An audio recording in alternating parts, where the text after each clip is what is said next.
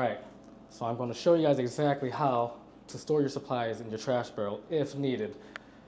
Now you're going to have your dust mop, broom, dustpan if needed as well. You're going to have your mop handle, an extra dust mop stick if needed, and of course your Swiffer duster if it approves for it. But first things first, make sure your barrel's all nice and cleaned, no disruptions in the center. And now this is exactly not how you want to ravel up your cords when putting away your vacuum. Of course, with this being the case, everything gets all tangled up.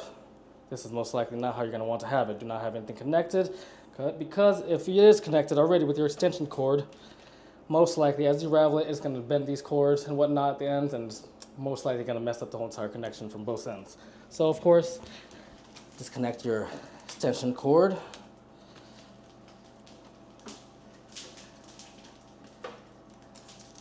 Me, I like to make sure it's plugged in to make sure everything is all properly straight. And therefore, you just go ahead, ravel up any way that you want. Just make sure that none of the ends are bending too much to where it's not going to affect the electrical cording and whatnot. Something like this. There's no kinks or nothing into it. Should be no reason why you have a faulty extension cord. Now your vacuum is most likely going to have your handles right here for your cording. If not, most likely you have to ravel yourself. But in this case, we do have some handles. So most likely, there's a lot of people like to do it crisscross, forward. I like to do it forward just to make sure all the cords are properly straight. Sometimes with the crisscross it does work, but in my experience, I've had a couple of these cords raveling it that way, crisscross. It just doesn't really, it ends up cinching the cords a little bit. So make sure it's connected. Have your extension cord. If anything, a lot of people like to carry it over, have it over the handle. If anything, I feel like the best is to keep it separate to prevent any type of singeing or disconnections from that said extension cord.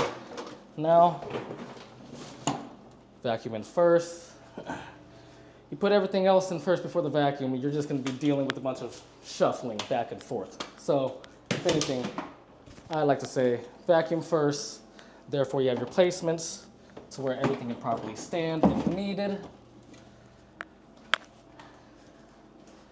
I like to put everything all on one side, just so nothing gets all these handles and sticks and whatnot, doesn't get all meshed around and whatnot.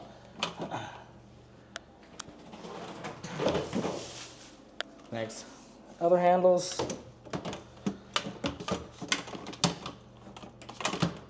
And now, if you only have one account, then yes, you can go ahead and put your scatter bucket in there if you want to. Now, that is only if you have just one single account. Other than that, most likely keep your scatter bucket with you.